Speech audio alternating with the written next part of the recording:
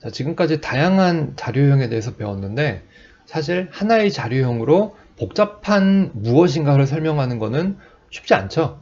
뭐 예를 들어서 사람을 설명한다. 그러면 그 사람에 대한 것들은 뭐 얼굴색이라든지 키라든지 몸무게라든지 뭐 나이라든지 이름이라든지 등등 다양한 요소를 포함을 하고 있을 겁니다. 이것들을 그냥 하나의 변수로 설명할 수는 없겠죠. 그래서 구조체를 사용할 수가 있습니다. 이 다양한 요소들을 묶어서 마치 하나의 자료형인 것처럼, 하나의 사용자 정의 자료형인 것처럼 사용할 수 있게 해주는 것이 구조체입니다. 이 구조체는 C 언어에서는 이 구조체 자체로서도 굉장히 중요한데 C++에서는 클래스로 넘어가는 길목, 그러니까 클래스를 이해하기 위한 중요한 요소들을 모두 포함을 하고 있습니다. 자, 지금부터 구조체에 대해서 설명을 드리겠습니다. 역시 코드를 보면 이해가 훨씬 쉬우시죠? 자, 코드 보면서 설명을 드리겠습니다. 자, 사람에 대해서 묘사를 한다고 생각을 해볼게요. 더블로 하이트, 키를 설명할 수도 있고, 그 다음에 플로트로 웨이트, 무게를 할 수도 있을 거고, 그 다음에 인티저로 age, 나이를 표현할 수도 있을 거고, 스트링으로 이름을 표현할 수도 있을 겁니다. 그 외에도 많은 요소들이 들어갈 수 있겠죠. 그리고 참고로 이 요소들 중에 열거형, enumerated 타입을 사용할 수도 있습니다. 그거는 여러분들이 한번 숙제로 해보세요. 뭐 얼굴색이 까만지 하얀지, 뭐 인종을 표현하는 방법도 있겠네요. 뭐 백인종인지 황인종인지 흑인인지, 뭐 인종차별 문제 하고 다른 문제인 것 같아서 제가 말씀을 드렸습니다. 자, 여튼 다양한 요소들을 표현할 수가 있어요. 자, 여기서 뭐 두 가지를 생각해 볼게요. 한 가지는 사람에 대해서 모두 출력을 하는 함수를 하나 만든다고 생각을 해 볼게요. 그러면 어떻게 할까요? void print person. 자, 그러면은 이 파라미터로 뭐가 들어가야 될까요? 자, 하이트도 여기 들어가야 될 거고, 그 다음에 float, weight, integer, age, name도 들어가야 될 거고, 뭐 끝없이 다 들어가야 되겠죠? 지금 제가 예를 드느라고 4가지밖에 안 적었지만 사실은 사람을 표현할 때 필요한 자료형들은, 뭐 변수들은 굉장히 많을 겁니다. 4개만 일단 적었는데 훨씬 많겠죠. 이걸 매번 구현하는 거 굉장히 부담되거든요. 그래서 이러한 이유가 한 가지가 있고요. 두 번째로 여러 사람을 저장한다고 생각을 해볼게요. 여러 사람을 저장할 때 height 1, height 2, height 3, 벌써 오타만 계속 나네요. 뭐 100명쯤 한다 그러면 끔찍하죠. 물론 뒤에 나중에 배우실 배열 사용하면 훨씬 깔끔하긴 하지만 여러 가지를 다뤄야 된다는 것은 변하지 않습니다. 뭐 혹시 좀 알고 오신 분을 위해서 설명을 드리면 더블 height 1, 뭐 100사람을 다룬다 그러면 이렇게 하실 수 있고, 더블 플로트 weight 100 이런 식으로 할 수도 있어요. 그러면은 하이트를 100개 표현하는 건 쉽지만 height, weight, age, name에 대해서 각각 만들어줘야 된다는 것 자체는 변하지 않죠. 그래서 역시 어려운 건 마찬가지입니다. 자, 이럴 때 우리는 구조체를 사용할 수 있어요. 자, 봅시다. 묶는 거예요. 여러 가지 데이터들이 한 가지를 표현하기 위해서 사용이 되고 있으니까 얘네들을 통째로 묶어주자. 자, struct, person 그 다음에 이렇게 해주고요. 그 다음에 또 치기보단 그냥 잘라다 붙일게요. 컨트롤 X, 컨트롤 V로 잘라다 붙였습니다. 와, person을 정의를 해볼게요. 자, 사용자 정의 자료형입니다. 나다. 그 다음에 person, 엄마. person, wanted. 뭐 이런 식으로 할 수 있겠죠. 자, 이때 초기화를 하는 방법도 한번 살펴봐야 되겠죠. 자, 초기화를 할 때 예전 방식은 어떻게 많이 가르쳤냐면요, 이제 미면은 뭐 age는 뭐 20살, 20살로 썼네요. 20살 미점 다음에 name은 뭐 잭잭. 다음에 또 뭐가 있을까요? height 뭐 2m.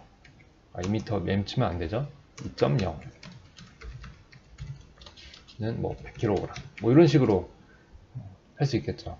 이렇게 치면 좀 번거로워요.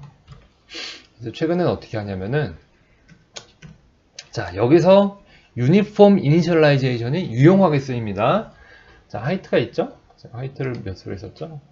2.0. 그 다음에 웨이트를 100.0, 에이지가 20, 그 다음에 네임을 짝짝. 자, 이렇게 조교화를 할 수가 있습니다. 빌드 해볼까요?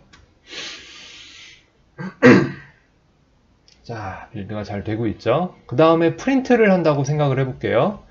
자, 사람에 대해서 프린트를 하는 함수를 하나 만든다고 생각을 해볼게요. void print person, 그 다음에 person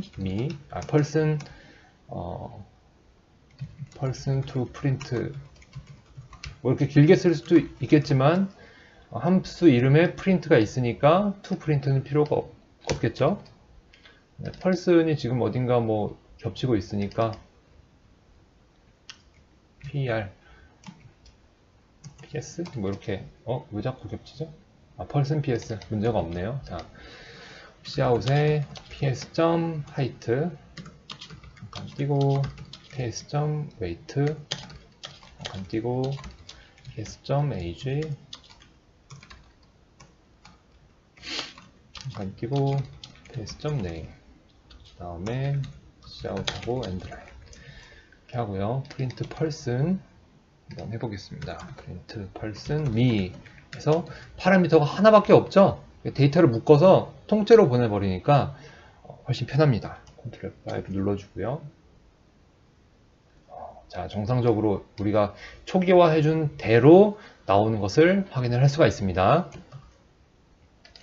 자, 그러면은 또 한 가지 생각해 볼 게 있어요. 참, 이거를 설명 안 드렸네요. 점 찍는 거. 그래서 구조체 안에는 여러 가지가 있죠. person이랑 구조체 안에 height, weight, age, name 등등이 있는데 얘네들 안에 있는 것을 접근을 하려면은 이렇게 PS하고 점을 찍게 돼 있어요. 그 말씀을 안 드렸네요.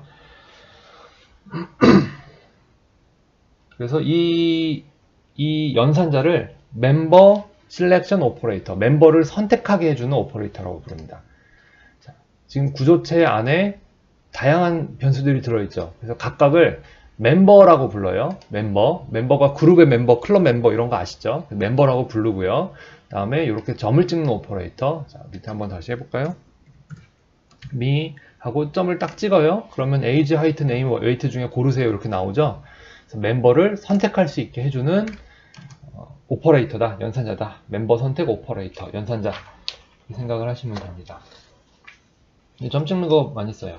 클래스에서도 사용을 하고요. 개인적으로 아주 좋아하는 연산자입니다. 보기 예쁘다고 생각을 합니다.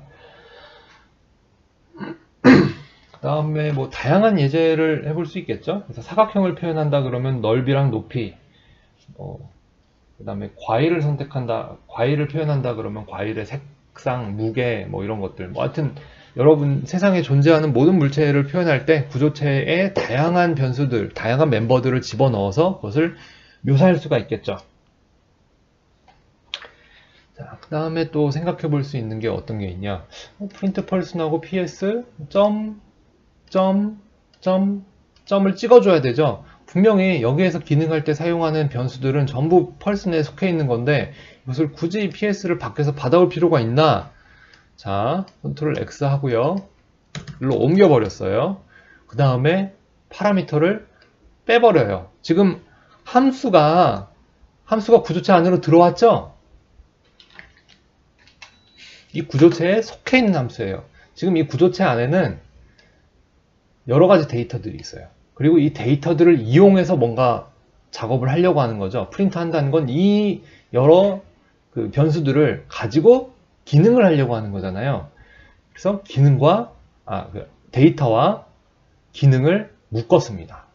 자, 이 프린트 펄슨은 펄슨 안으로 들어왔으니까 더 이상 펄슨을 프린트 할 거예요 라고 굳이 그 표현을 할 필요가 없죠. 지워버릴 수 있고요. 그 다음에 ps. 여기 오류가 나기 시작하는데 하이트를 직접 접근할 수 있기 때문에 굳이 이 멤버 선택 오퍼레이터 이거 찍어줄 필요가 없게 된 겁니다. 지워주고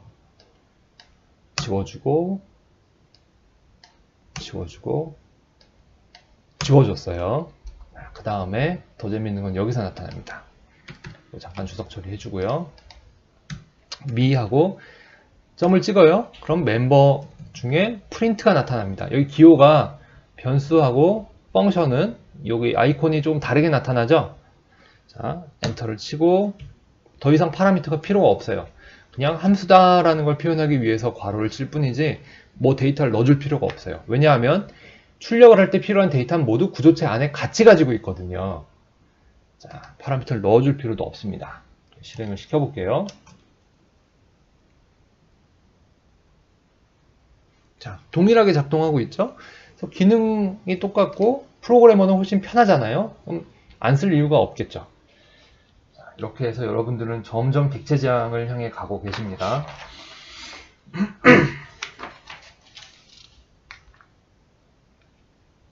그 다음에 대입도 가능해요. 자, 이거 잠깐 지우고요.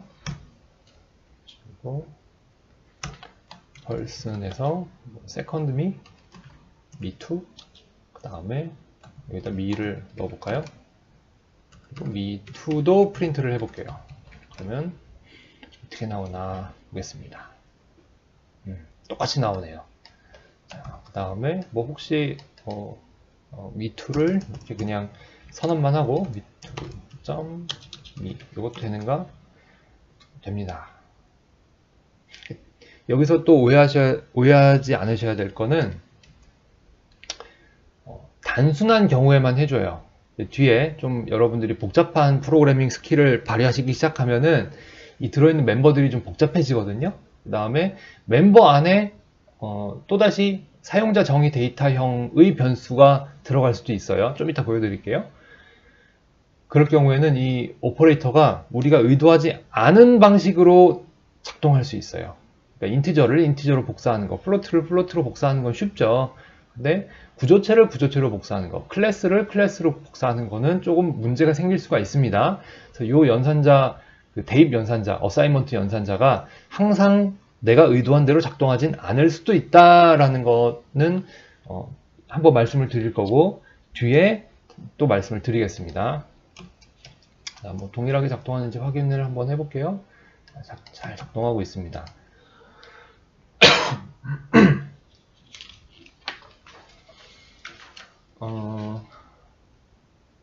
그 다음에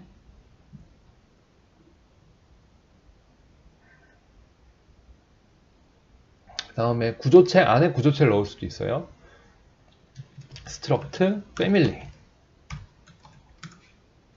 펄슨 뭐 내가 제일 중요하니까 나라고 하고 펄슨 뭐 mom, 펄슨 dad 뭐 이런 식으로 할 수 있겠죠. 그 다음에 뭐 이렇게 me, mom, dad 이런 식으로 표현을 할 수도 있을 겁니다.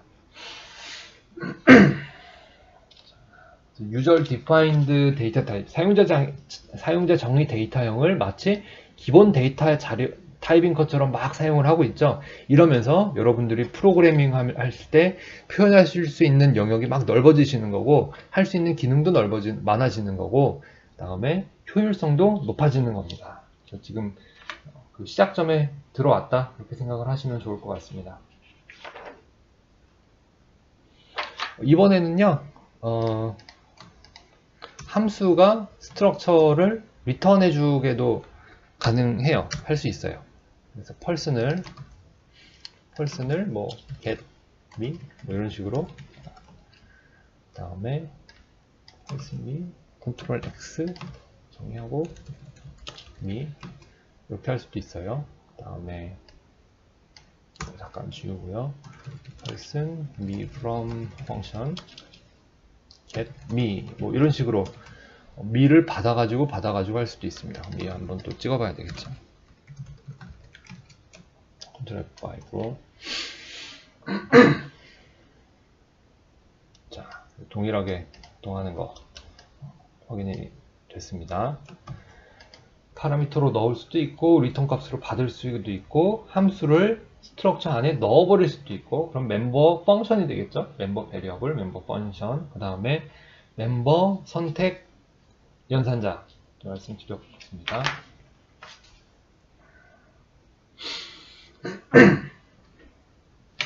자, 이제 주의사항 초기화할 때 주의사항이 또 하나 있는데요. 뭐 잠깐 설명을 드릴게요. 이거는 지금 설명에서 불필요하니까 코드를 줄이기 위해서 잠깐 지우겠습니다. 자, 초기화를 할 때요. 이것도 잠시만요. 이것도 옮기고 디테일로 하고. 자, 뭐 얘를 이렇게 직접 초기화를 할 수도 있어요. 이렇게 할 수도 있는데 200. 그다음에 뭐 100살. 미스터 인크레더블. 이런 식으로 할 수도 있는데 그러면은 여기서도 초기화를 하고 여기서도 초기화를 하니까 도대체 어떻게 되는가?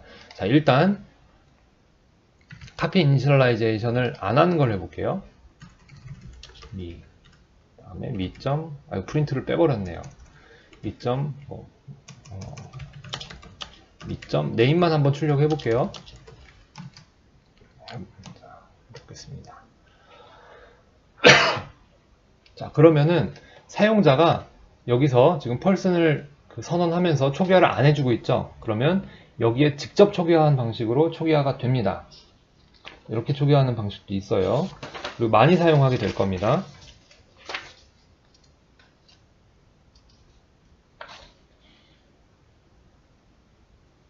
네, 기본 값을 넣어주는 거예요. 기본 값을. 그러면 이렇게 있고, 이렇게 내가 이니셜라이제이션을 해준다면, 유니폼 이니셜라이제이션을 해준다면, 네임에 뭐가 나올까요? 자, 뭐 해보는 게 가장 좋겠죠? 자, 이렇게 잭잭. 자, 뭐 디폴트 값보다는 내가 사용자가 이렇게 선언하면서 초기화 해주는 게 우선순위가 더 높은 게 말이 되겠죠? 그래서 자, 선언을 안 해줄 때는 초기화를 안 해줄 때는 이렇게 기본 값으로 해주지만 사용자가 초기 값을 넣어줄 때는 이 초기 값에 맞춰서 해준다. 자, 이렇게 생각을 하시면 될 것 같습니다. 자, 그다음에 한 가지 더 좀 이제 조금 어려운 기능에 대해서 한번 하나를 알려드릴게요. 예제를 좀 바꿔서요. 자, 많이 쓰이는 예제가 employee거든요. 고용인. 아마 어느 교과서에서 이 예제를 사용하기 시작해서 다 이걸로 설명하시는 것 같아요.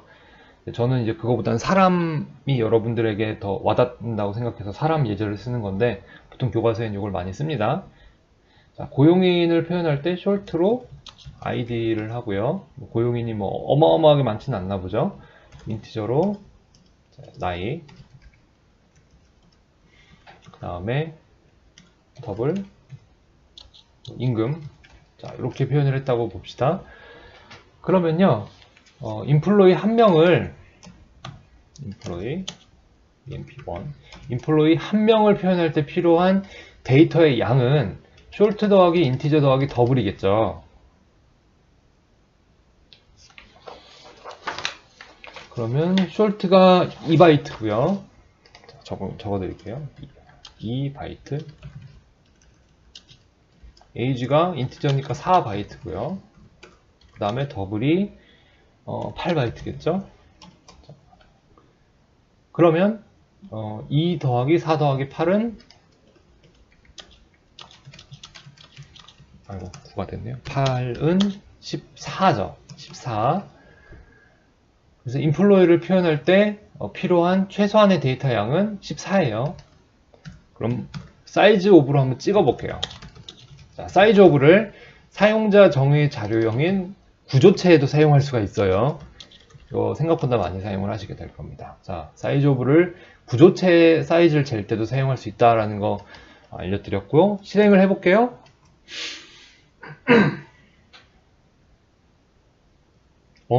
16이 나오네요.